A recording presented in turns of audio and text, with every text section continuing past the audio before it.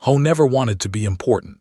He was happy being the backup translator on the diplomatic ship Horizon. His job was simple. He sat in meetings, took notes, and waited for the main translator to do all the talking. For 3 years, this worked perfectly. He got paid well, he traveled across the stars, and he never had to speak to anyone powerful or dangerous. Then Dr. Moon got food poisoning. The Horizon had just arrived at the home planet of the Empire. This was the biggest moment in human history. They were the most powerful civilization in the known galaxy. They controlled over 2,000 star systems. Their technology was thousands of years ahead of Earth, and they had finally agreed to meet with humans for the first time. Commander Sung-min called Ho to his office that morning. The commander was a tall man with gray hair and a face that never smiled. He looked at Ho like he was examining a broken machine. "Dr. Moon cannot leave his room," the commander said. "He will be sick for at least 2 days." Ho felt his stomach drop. "Sir, I am just the backup. I have never actually translated for a real meeting before." "Today you will." The commander handed him a tablet with notes about culture. "Read this. Learn it. Do not embarrass humanity." Ho spent the next 4 hours reading everything about They were tall beings with silver skin and large dark eyes. They lived for over 500 years. Their society was built on honor, tradition, and absolute truth. The note said one thing very clearly: they do not understand lies. They believe every word spoken is completely true. Ho thought this was interesting but not important. He was wrong. The shuttle took them down to the planet's surface. Ho had never seen anything so beautiful. The capital city was made of white crystal towers that touched the clouds. Rivers of light flowed between the buildings like glowing roads. Millions walked through the streets in elegant robes of blue and gold. The delegation from Earth included Commander, 5 diplomats, Park and Ho. They were taken to the Royal Palace, a building so large it could fit a small city inside. Guards in silver armor stood at every door. Servants moved silently through the halls. Finally, they reached the throne room. Queen sat on a throne made of living crystal that pulsed with soft light. She was the most striking being Ho had ever seen. Her silver skin seemed to glow from within. Her eyes were deep purple, like galaxies trapped in glass. She wore a crown of floating light and robes that moved like liquid metal. Around her stood hundreds of courtiers, advisors, and guards. They all watched the humans with curiosity. "Greetings, visitors from Earth," Queen said. Her voice was like music, clear and beautiful. The translation device in Ho's ear converted her words to Korean. "We welcome you to our empire." Commander stepped forward and gave a formal speech about peace and cooperation. Ho translated his words into the language through his device. Everything went smoothly for about 20 minutes. Then the Queen looked directly at Ho. "You," she said, "you are the one who speaks for your people. I find your voice pleasing." Ho bowed nervously. "Thank you, Your Majesty, I am honored." "What is your role among your kind? What title do you hold?" This was a simple question. Ho knew the answer. He was a backup translator, nothing more. But he was exhausted from studying all night. He was nervous from standing before the most powerful being in the galaxy, and he had a very bad habit of making jokes when he was stressed. Park, who stood behind him, later said she saw the exact moment his brain stopped working properly. "What title would you choose?" the Queen asked again, tilting her head with curiosity. Ho's mouth moved before his brain could stop it. "I do not know, Your Majesty, perhaps your husband." He meant it as a joke, a stupid, nervous joke, the kind of thing he would say to his friends when he was uncomfortable. He expected confused silence, maybe some awkward looks. Instead, the entire throne room erupted in song. Hundreds of voices rose together in perfect harmony. The crystal walls began to glow brighter. Flowers made of light bloomed from the floor. The guards raised their weapons in salute, and Queen stood from her throne with a smile on her face. The bonding is declared, she announced. The human has chosen his title. He shall be my royal consort, bound to me by sacred word. Ho stood frozen. Wait, what? Commander grabbed his arm. What did you do? He whispered through tight teeth. I made a joke, Ho whispered back, just a joke. But they did not know what jokes were. To them, words were absolute truth. When Ho said he wanted to be the Queen's husband, they believed he meant it completely. Queen walked down from her throne.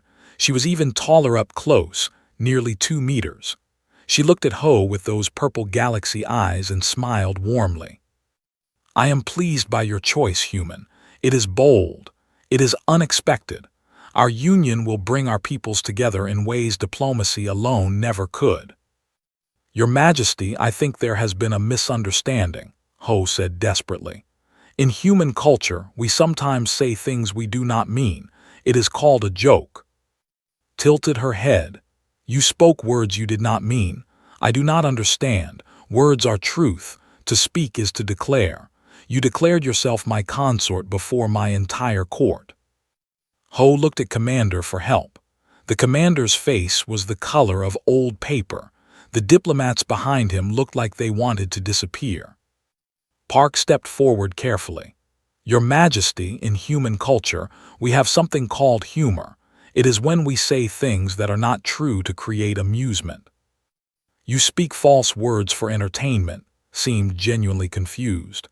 This is a strange practice, but it does not matter. The words were spoken. The bond is made. It cannot be undone. Cannot be undone, Ho repeated weakly. A royal declaration is sacred, explained. To break it would be the greatest insult to my honor and to my empire. Such an insult would require response. Commander understood immediately. What kind of response, Your Majesty? War, said simply. The destruction of your species would be the only acceptable answer to such shame. The throne room fell silent. Ho felt the weight of 8 billion human lives suddenly resting on his shoulders, all because of one stupid joke. So, continued, taking his hand in hers, her skin was cool and smooth like polished stone. Shall we begin planning the celebration ceremony, my husband? Ho looked at her hand holding his. He looked at the commander's furious face. He looked at the hundreds of watching him with joy and expectation. Yes, he said quietly, I suppose we shall. Somewhere in the crowd, Park put her face in her hands and wondered how she was going to explain this in her report to Earth Command. The first night in the royal palace was the longest of Ho's life. They gave him a room the size of a football field. The bed was made of soft crystal that changed shape to fit his body perfectly. Servants brought him food that looked like art and tasted like nothing he had ever experienced. Everything was beautiful and comfortable and absolutely terrifying. He did not sleep at all. By morning, Commander had called an emergency meeting with the Earth delegation. They gathered in a small conference room aboard the horizon, far from ears. Let me understand this correctly, the commander said, his voice cold as ice. You accidentally married an alien queen because you made a joke. Ho sat with his head in his hands. I did not know they would take it seriously. The cultural notes said they value truth, but I did not realize they have no concept of humor at all. Park pulled up her research on a screen. I have been studying psychology all night. It is fascinating and also terrible for us. Their brains are physically different from ours. They have no ability to understand that someone might say something they do not mean. The idea of a joke or a lie is completely foreign to them. So they think Ho genuinely wanted to marry their queen, asked one of the diplomats. They do not think it, said. They know it. To them, his words were as real as a signed contract. More real, actually. They consider spoken words more sacred than written ones. Commander walked to the window and stared out at the alien city below. What are our options? I have been thinking about this, continued. We could try to explain the concept of jokes to them, teach them that humans sometimes speak without meaning their words. How long would that take? The commander asked. Years, maybe. It would require changing their fundamental understanding of language and truth. This is not something we can fix in a few days. Ho lifted his head. What if I just apologize, tell the queen I made a mistake? Then she would be publicly shamed, explained. A queen who was tricked by a primitive alien species.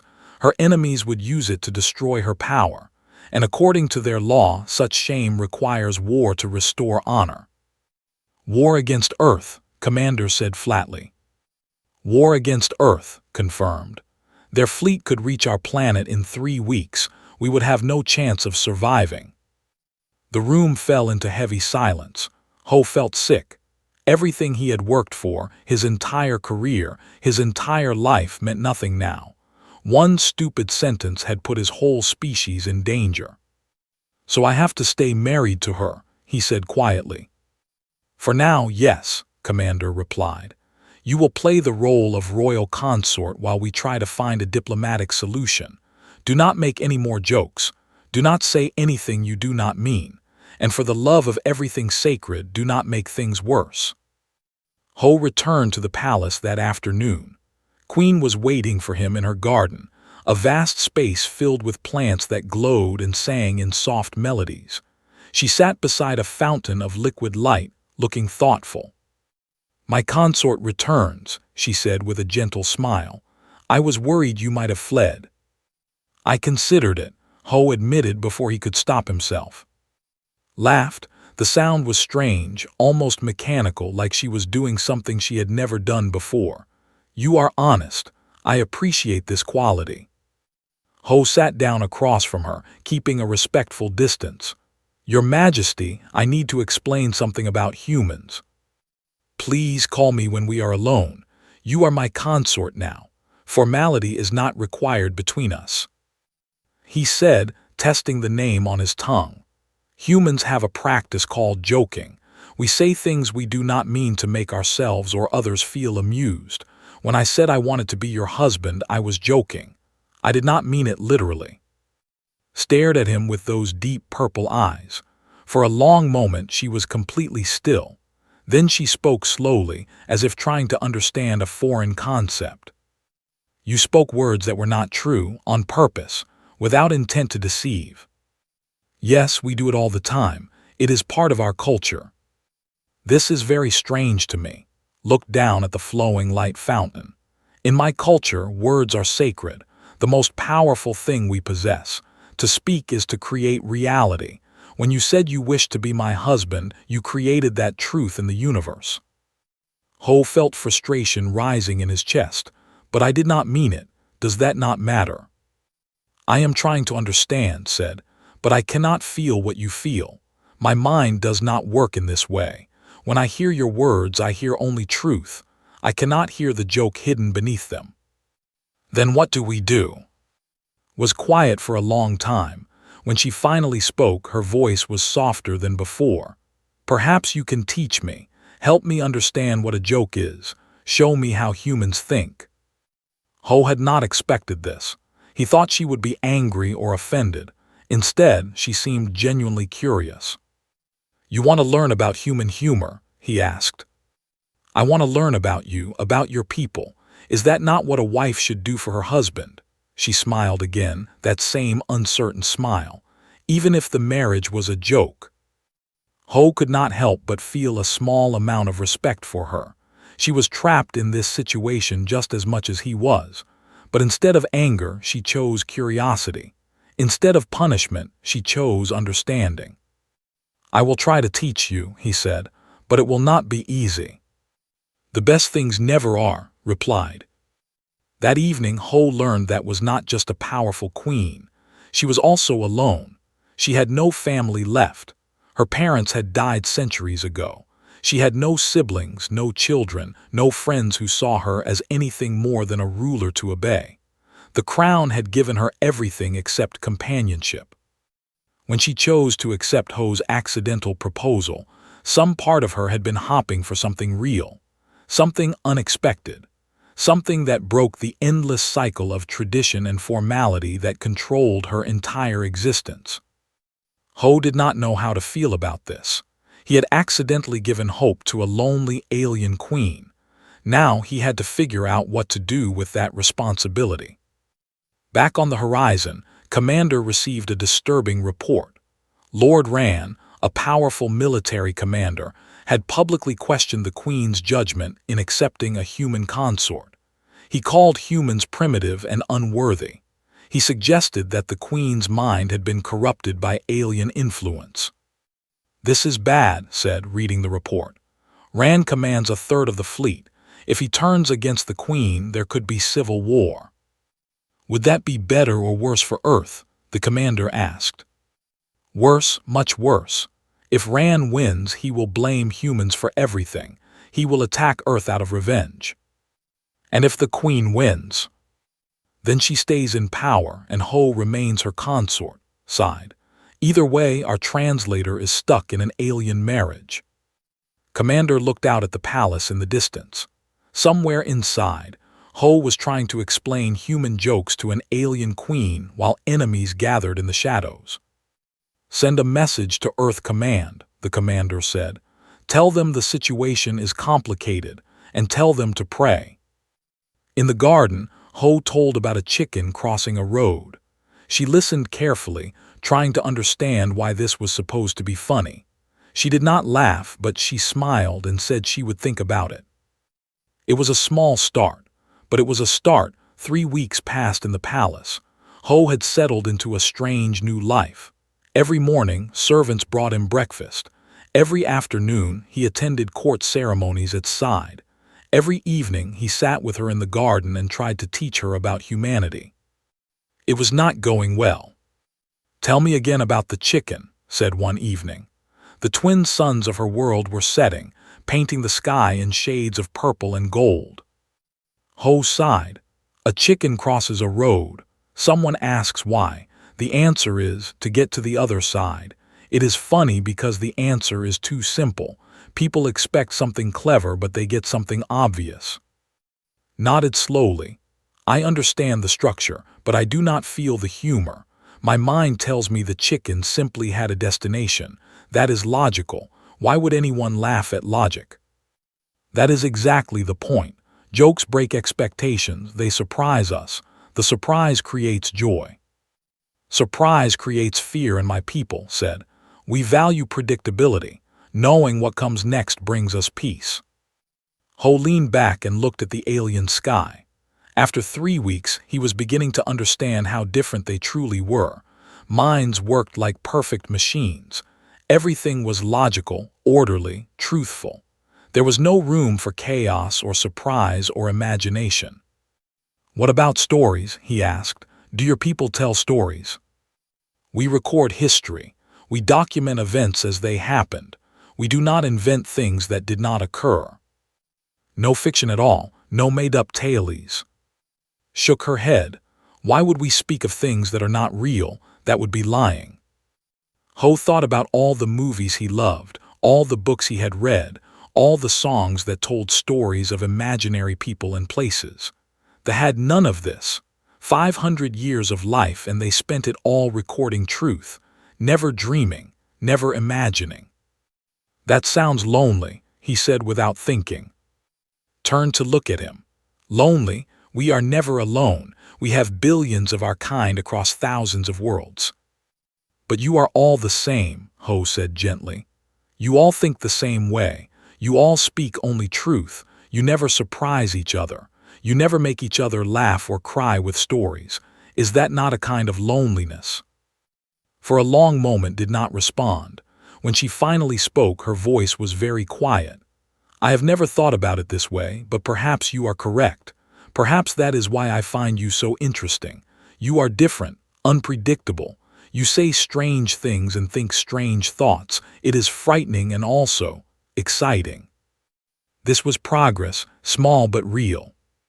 Over the following days, Ho changed his approach. Instead of trying to explain jokes directly, he started telling stories.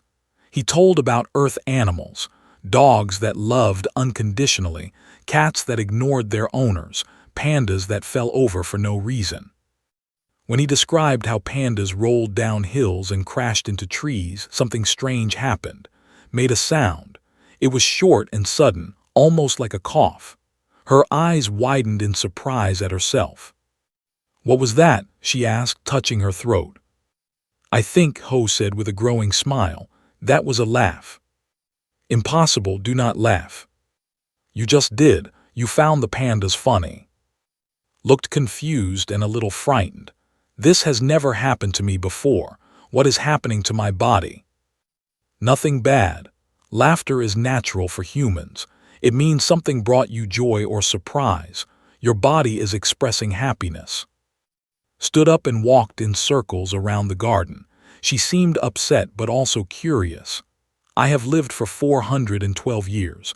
I have never made that sound. I have never felt this strange lightness in my chest." "Welcome to being a little bit human," Ho said. That night, asked Ho to tell her more stories. He talked for hours about Earth, about its animals and people and cultures. He told her about festivals where people threw colored powder at each other. He told her about competitions where humans hit balls with sticks for fun.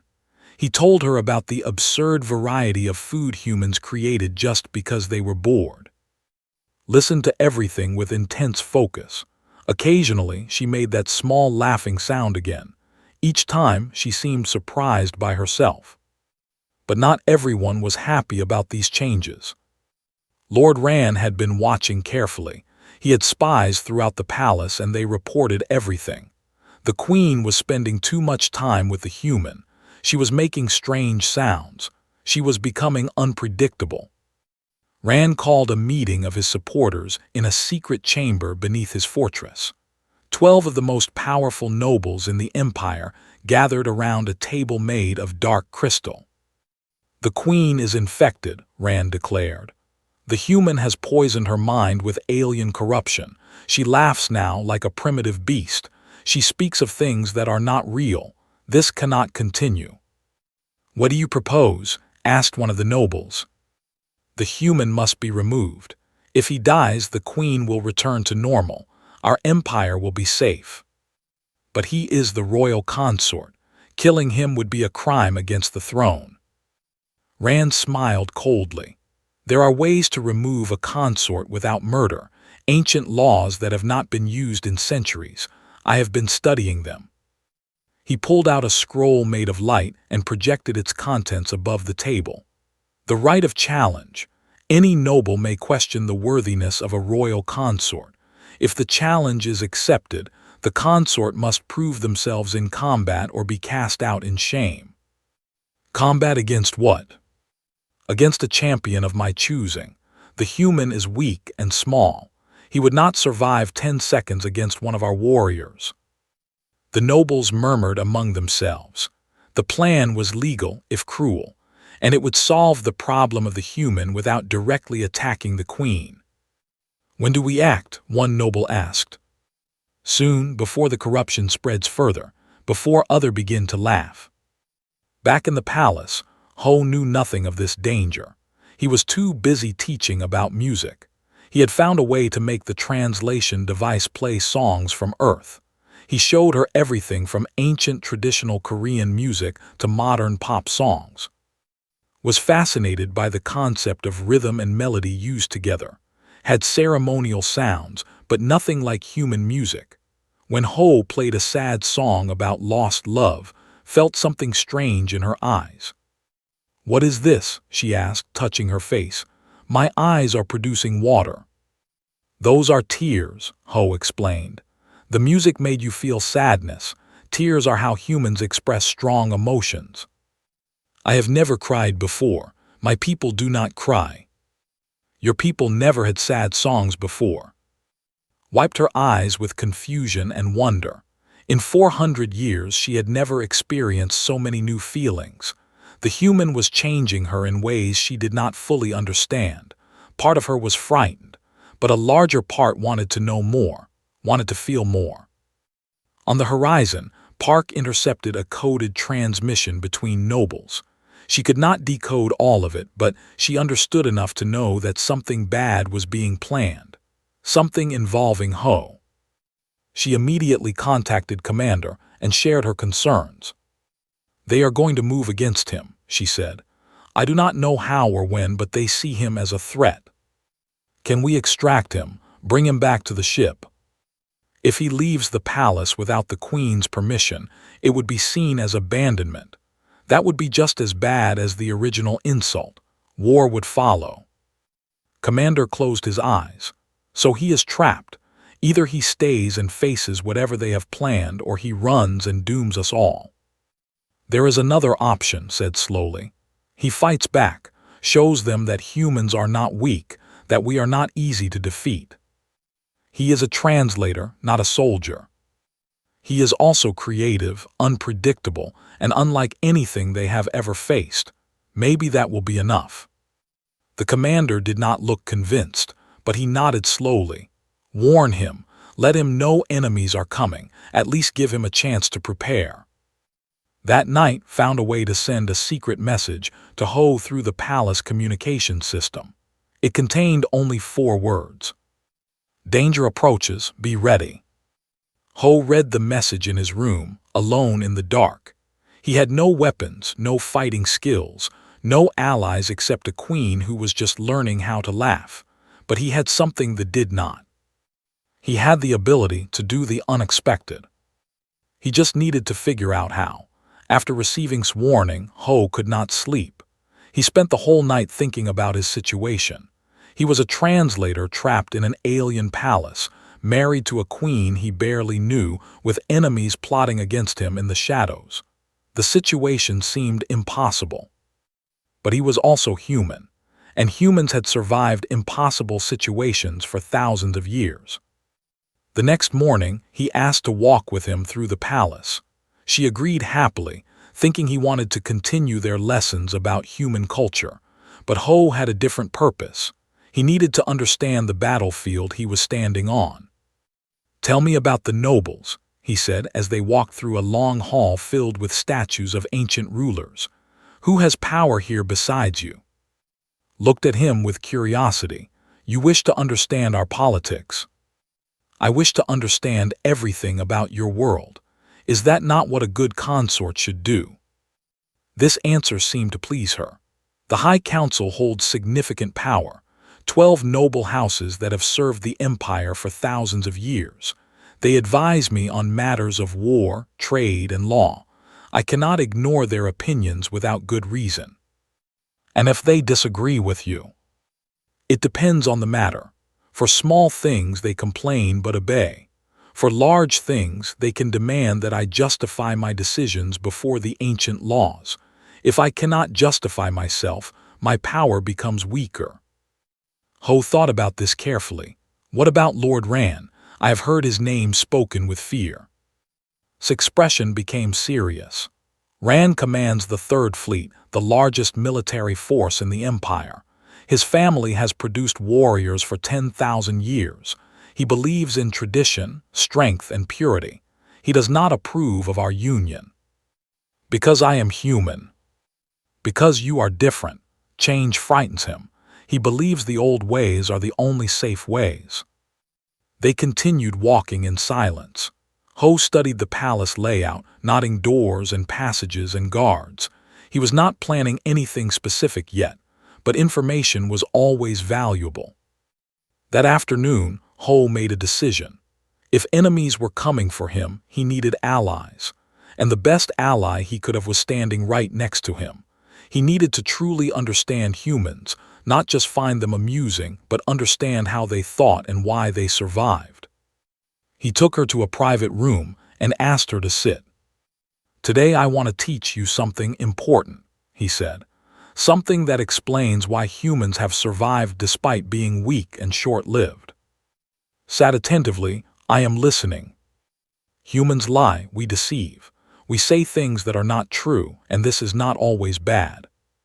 His eyes widened. You wish to teach me to lie. This is against everything my people believe. Not lie exactly. I want to teach you about strategy, about saying one thing to hide another thing, about making your enemy believe something false so you can defeat them. This sounds dishonorable. Ho shook his head. Let me give you an example. Imagine 2 warriors are fighting. One is strong but predictable. He always attacks the same way. The other is weaker but unpredictable. He pretends to be tired when he is not. He pretends to attack left when he plans to attack right. Who wins? Thought for a moment. In theory, the weaker warrior could win through misdirection, but my people would consider this shameful. Victory through deception is not true victory. And that is exactly why humans can defeat stronger enemies. We do not care about honor the way you do. We care about survival, about protecting our families, about winning no matter what. This is a troubling philosophy. It is a human philosophy, and it is why we are still alive despite all the things in the universe that tried to destroy us. Was quiet for a long time. Then she asked a question that surprised Ho. Do you think Ran will try to destroy you? Ho felt cold. You know about his plans. I suspected. He has been too quiet lately. When Ran is quiet, he is planning something. I have ruled for 300 years. I know the patterns of my enemies. Then why have you not stopped him? Because I have no proof. I cannot act against a noble house without evidence. That would make me a tyrant. She looked at Ho with worried eyes. I am afraid for you, my consort. Ran is dangerous, and I cannot protect you openly without appearing weak. Ho felt something shift in his heart. She was not just tolerating him or using him for politics. She was genuinely worried about his safety. Despite only knowing him for weeks, she cared whether he lived or died. Then teach me to protect myself, he said. Teach me about your laws, your traditions, your rules. If Ran attacks me, I want to know how to fight back. For the rest of that day, taught Ho everything she could. She explained the ancient laws of the empire, the rights of nobles, the rules of challenge and combat. Ho listened carefully and asked many questions. Slowly, a plan began to form in his mind. Meanwhile, Park was doing her own research aboard the Horizon.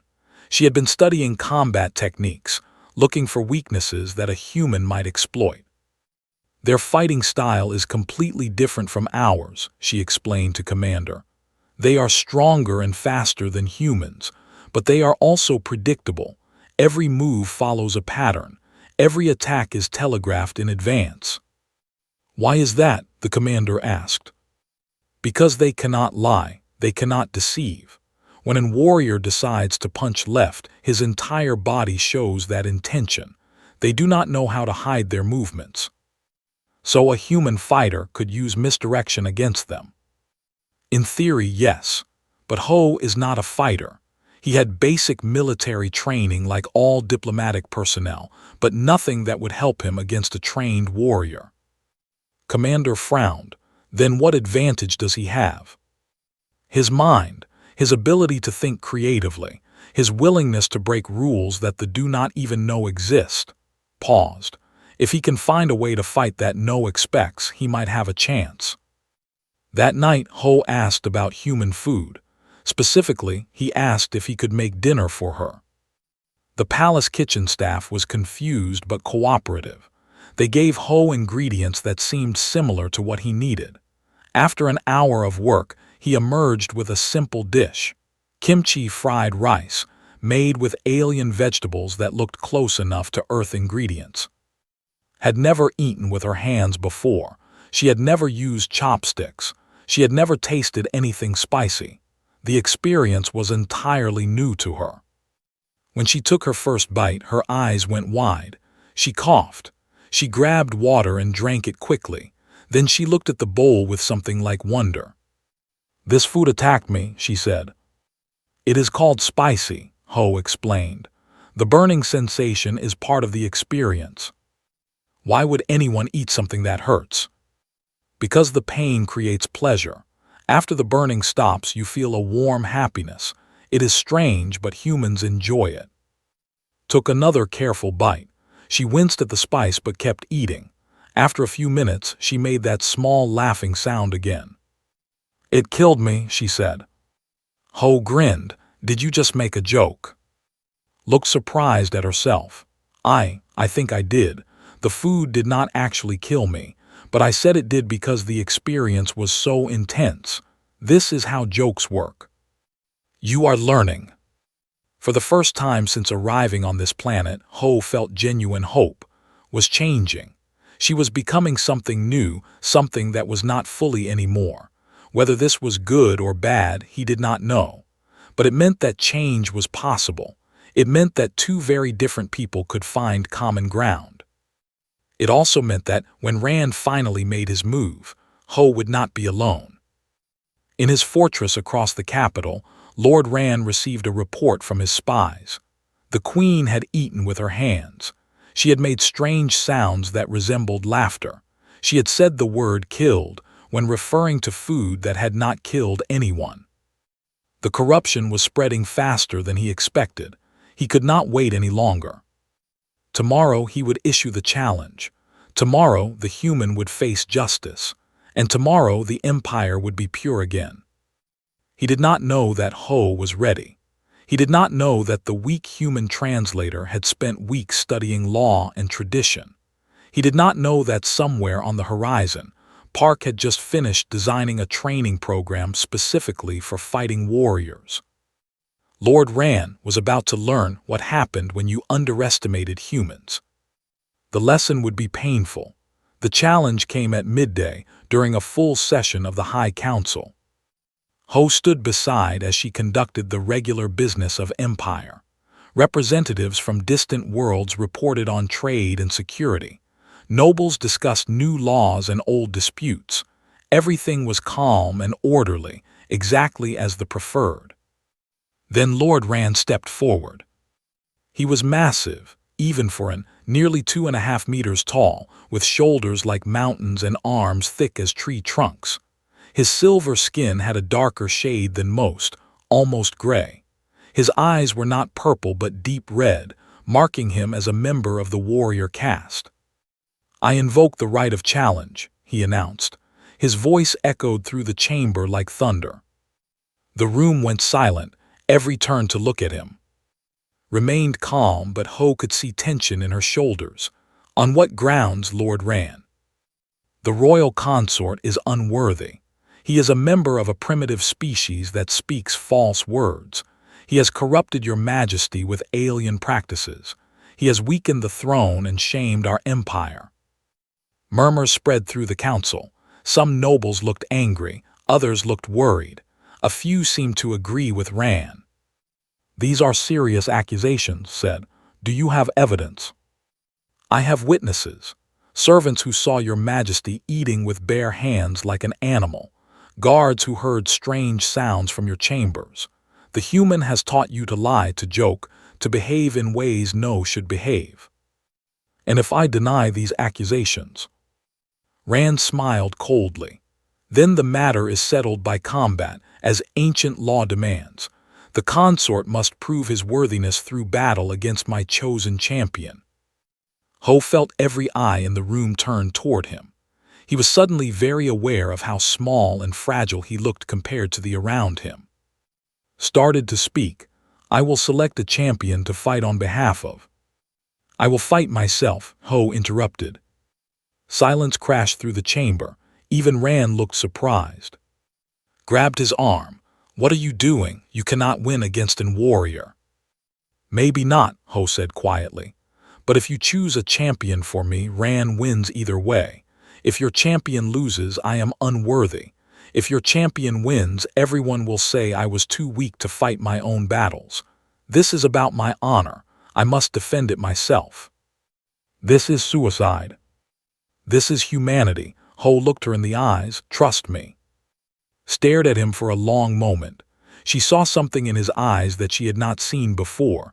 Not fear, not desperation, something else. Something almost like confidence. "Very well," she said to the council. "The consort will fight for himself. When is the combat to take place?" "Tomorrow at dawn," Rand said. "In the arena of truth. Let all the empire witness the human's weakness." The council session ended in chaos. Nobles rushed to make bets on the outcome. Most bet against Ho. The odds were 100-1 in favor of Rand's champion. That night, Ho received a visitor. Park arrived at the palace with special permission from Commander. She brought with her a small training kit and a lot of information. "I have been studying their fighting style," she said, setting up a holographic display in Ho's room. "Here is what you need to know." She showed him recordings of combat. The warriors were beautiful and terrifying to watch. Every movement was perfectly controlled. Every strike was devastating. "They fight like machines," Ho observed. "Exactly, and that is their weakness. They cannot improvise. They follow patterns that have been used for thousands of years. If you can break those patterns, you can confuse them." "How do I break their patterns if I am dead before I can try anything?" Smiled. "You survive the first few seconds by doing what they do not expect. Watch this."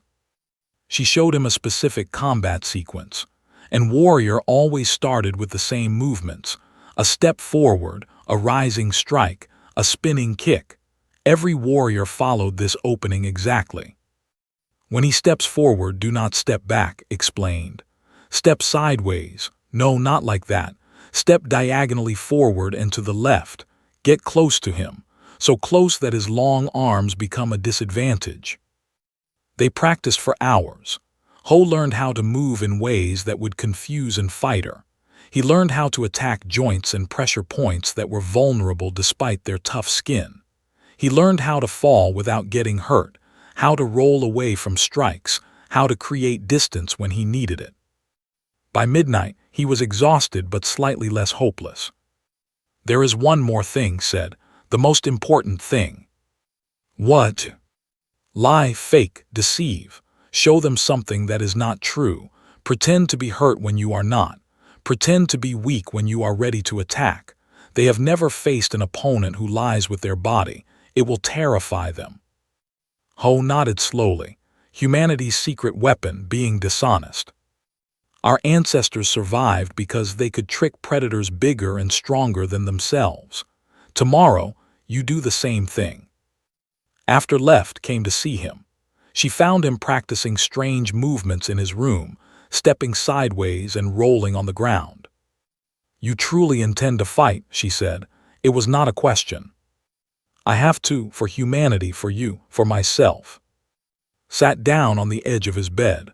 For a long moment she did not speak. Then she said something that surprised him. "If you die tomorrow, I will miss you." Ho stopped practicing. "What?" "You have given me many things in these weeks: laughter, tears, jokes and stories and strange feelings I have never experienced before. If you die, those things die with you. My life will become quiet and predictable again." She looked at him with those galaxy eyes. "I do not want that." Ho felt warmth spread through his chest. This was the closest thing to affection any had ever shown a human. It was clumsy and awkward and perfect. "I will try not to die," he said. "I would miss you too." Dawn came too quickly. The Arena of Truth was a massive structure at the center of the capital. Every seat was filled with citizens eager to see the strange human fight. Screens broadcast the event to billions across the empire. Ho walked onto the sand floor of the arena. He wore simple clothes and carried no weapons. The rules of the challenge allowed only bare hands. From the opposite side, Rand's champion entered. He was called Tank, the Unbroken. He had never lost a fight in 200 years of combat. He stood over 2 meters tall and weighed 3 times as much as Ho. "This will be quick," Tank said. "I will try to make it painless." Ho did not respond. He was focused, remembering everything had taught him. The signal sounded. The fight began. Tank stepped forward, exactly as predicted. His arm rose for the opening strike. Ho stepped diagonally forward and to the left. The strike missed. Tank's eyes widened in confusion. No one had ever moved that way before. Before they could recover, Ho was inside his guard. He struck the inside of Tank's elbow, hitting a nerve cluster. The giant arm went numb. Tank roared and spun for a kick. Ho dropped to the ground, rolled between the warrior's legs and came up behind him.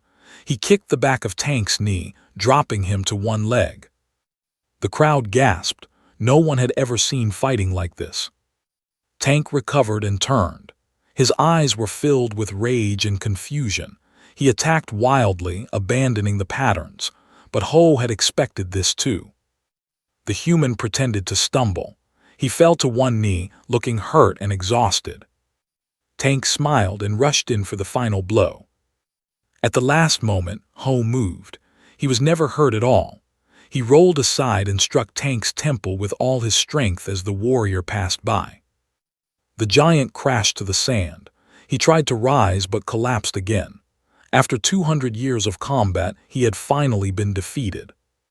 By a human, by a translator who told jokes, by the weakest creature anyone had ever seen fight in this arena. The crowd was completely silent. No one could believe what they had witnessed. Ho stood in the center of the arena, breathing hard. He looked up at where sat in the royal box. She was smiling, really smiling. "The challenge is answered," she declared. "My consort has proven his worth. Does anyone else question his right to stand beside me?" No one spoke, not even Ran. Ho, backup translator from Earth, had just done the impossible, and the entire empire had watched him do it. Things would never be the same. The days following Ho's victory were the strangest in history. Recordings of the fight spread across every world in the empire. Billions watched a small, weak human defeat one of their greatest warriors through tricks and deception. Many were angry. Some called it shameful, but others were fascinated. They watched the fight again and again, trying to understand what they had seen. How did he move like that? How did he know where Tank would be? How did pretending to be hurt help him win? These questions had never been asked in society before. The answers challenged everything they believed about combat, truth, and strength. Ho became famous overnight. When he walked through the capital, citizens stopped to stare at him. Some looked at him with fear. Others looked at him with curiosity. A few brave ones approached him and asked questions. "How did you lie with your body?" one young asked. "I saw you fall, you looked hurt, but you were not hurt. How is this possible?" Ho tried to explain. "Humans learn to control what we show others, our face, our movements, our sounds. We can make people believe things that are not true. It is a survival skill." "Can you teach this skill?" Ho looked at the young carefully. He was thin and small for his kind, probably bullied by larger warriors. "Why do you want to learn?" "Because I am weak. Others hurt me because I cannot fight like they do, but maybe I can fight like you do. Maybe I can be weak and still win." This conversation was repeated many times over the following weeks. Young who did not fit the warrior mold began seeking Ho out. They wanted to learn human thinking, human tricks, human ways of being strong without being powerful. Watched this happening with mixed feelings. "You are changing my people," she said one evening in their garden. "I do not know if this is good or bad." "Change is never entirely good or bad," Ho replied. "It is simply different. Your people are learning new ways to think. Some will use this knowledge well, some will use it poorly. That is always the risk of learning. Ran and his followers believe you are destroying our culture. They say humans are a disease that will rot the empire from within." "And what do you believe?" Was quiet for a long time. When she spoke, her voice was thoughtful. "I believe my people have been frozen for too long. We have not grown or changed in thousands of years. We repeat the same patterns endlessly. Maybe that was safe. Maybe it was comfortable, but it was also slowly killing us." She turned to look at Ho directly. "You brought chaos, disorder, unpredictability. At first I was frightened.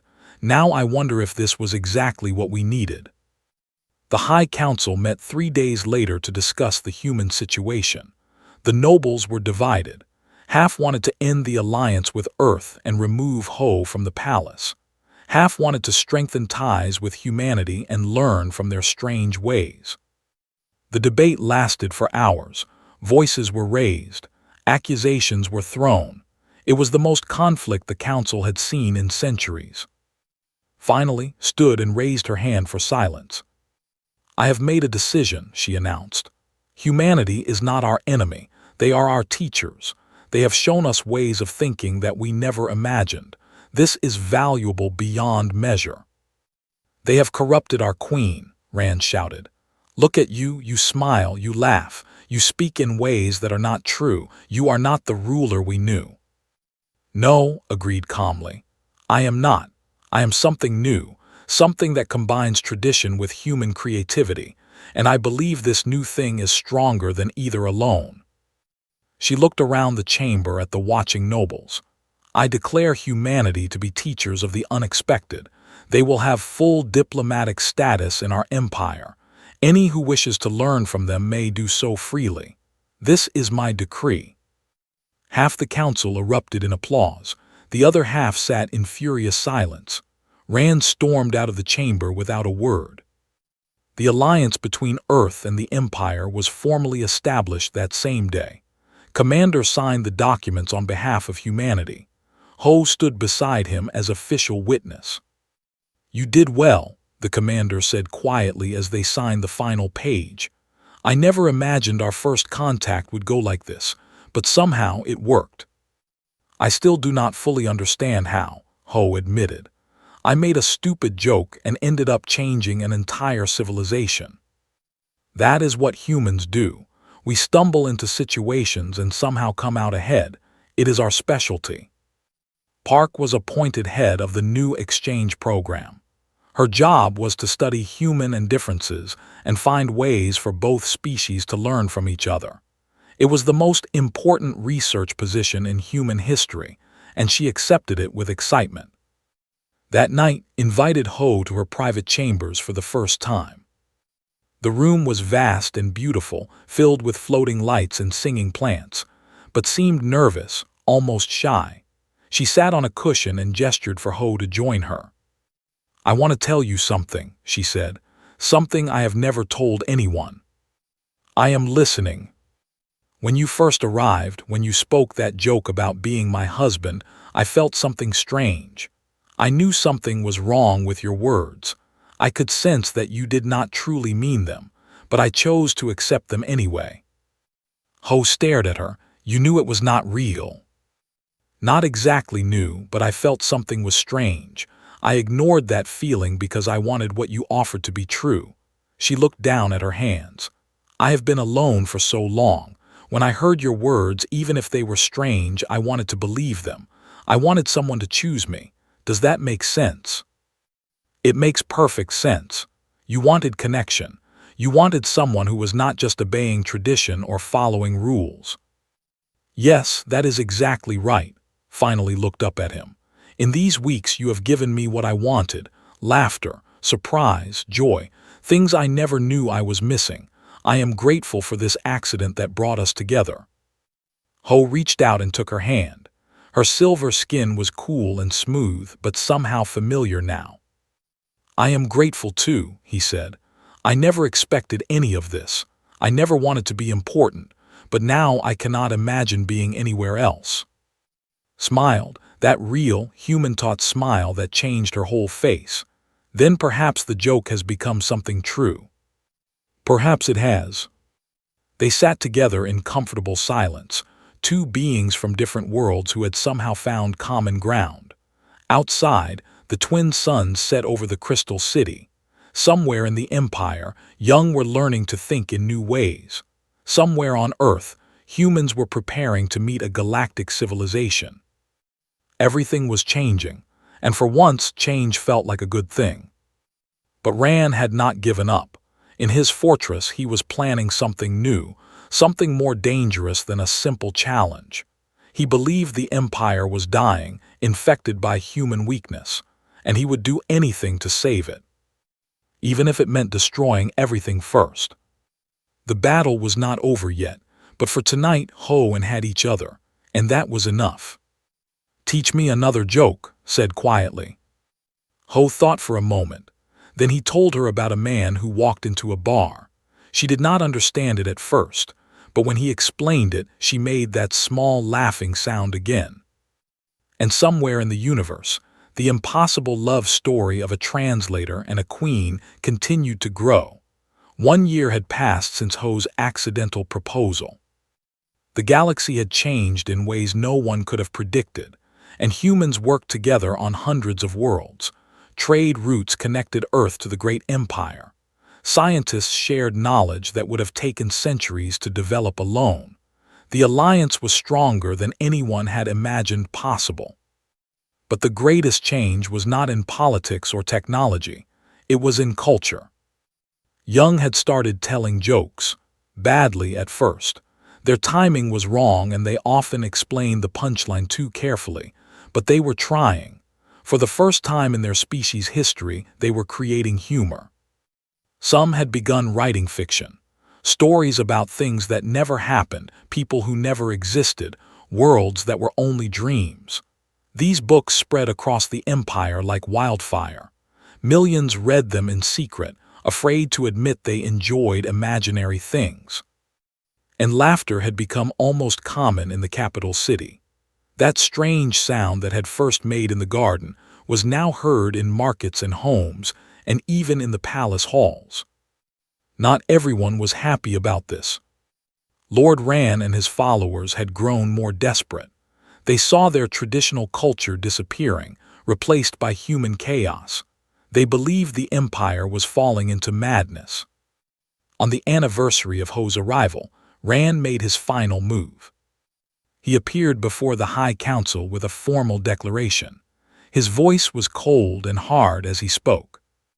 I invoke the ancient right of separation.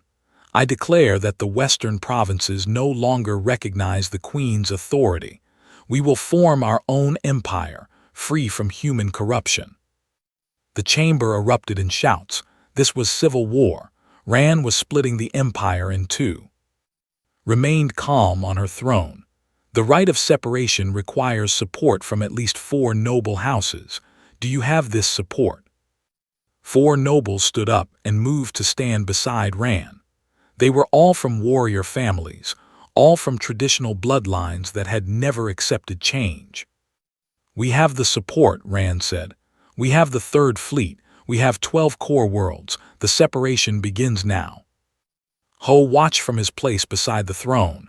He had known this was coming. Intelligence reports had warned them weeks ago, but knowing did not make it easier. Stood slowly. Before you leave this chamber, I offer you one chance to reconsider. The empire has stood united for 30,000 years. You would end that for fear of laughter and stories. I would end it to save our people from destruction. You have lost your mind. You are no longer. You are something twisted by human influence. Ran pointed at Ho. And that creature beside you is the cause of all our suffering. Ho stepped forward. Every eye in the chamber turned to him. May I speak? He asked. Nodded. Ho looked at Ran directly. He was no longer the nervous translator who had stumbled into an accidental marriage. 1 year of living among the had changed him. He understood them now. He knew their fears and their hopes. You are afraid, Ho said. I understand. Change is terrifying. Everything you knew, everything you believed is being questioned. It feels like the ground is disappearing beneath your feet. Ran's face twisted with anger. You know nothing of our ways. I know that your people have not grown in 10,000 years. I know that your greatest warriors repeat the same techniques their ancestors used. I know that you have never created a new song or a new story or a new idea. And I know that deep inside, some of you wonder if there is more to life than endless repetition. The chamber was silent. Even Ran's supporters seemed to be listening. Humanity is not your enemy. We are your mirror. We show you possibilities you never imagined. Some of those possibilities are scary, but some of them are beautiful. Ho paused. Your children are laughing now. Is that really a tragedy? Your artists are creating new works. Is that really corruption? Your queen has learned to feel joy. Is that really madness? Ran did not respond. His jaw was tight, his fists clenched. You can leave, Ho continued. You can take your fleet and your worlds and build a separate empire, but you will be frozen again. You will repeat the same patterns for another 10,000 years while the rest of the universe grows and changes around you. Is that what you want for your children? For your... Our traditions have value, Rand said, but his voice was less certain now. They do, and no one is asking you to abandon them completely. Change does not mean destruction. It means growth. You can keep the best of what you were while adding the best of what you might become. Ho stepped closer to Rand. They were very different in size, but somehow Ho did not seem small anymore. I came here by accident. I stayed by choice. I have learned to love your world, your people, and your queen. I am not your enemy. I am your bridge to a larger universe. The chamber waited in tense silence. Rand looked at Ho for a long moment. Then he looked at the nobles standing beside him. Then he looked at on her throne. Finally he spoke. I will consider your words. The separation is postponed for now. He turned and walked out of the chamber. His 4 supporters followed. No one cheered, but many breathed in relief. That evening, and Ho walked together through the palace garden. The singing plants had learned a new melody, something that combined harmony with human rhythm. It was strange and beautiful. You saved the Empire today, said. I bought us time. Rand has not changed his mind. He has only delayed his plans. Perhaps, but time is valuable. Every day the Alliance grows stronger, his position grows weaker. You have given us the chance to prove that change is not destruction. They stopped beside the fountain of light where they had first talked honestly, 1 year ago. I have a question for you, said. The same question you asked me long ago. Ho smiled. He knew what was coming. If you could speak again right now, what title would you choose? He remembered standing in the throne room, exhausted and nervous, making a stupid joke that changed everything. He remembered the weeks of confusion and fear. He remembered learning to understand an alien mind, teaching laughter to someone who had never laughed, fighting for his life against impossible odds. And he remembered falling in love with a lonely queen who had never been allowed to choose anything for herself. I choose the same title, he said clearly. Husband, consort, partner, not as a joke this time, as truth. His eyes shimmered with what might have been tears. You are certain you could return to Earth, resume your normal life, forget this accidental adventure. I could never forget, and I would never want to. He took her hand. My life started when I made that joke. Everything before was just waiting. This is very romantic, said. I have been reading human romance novels. They often end with speeches like this. Ho laughed. You read romance novels. Many things have changed this year.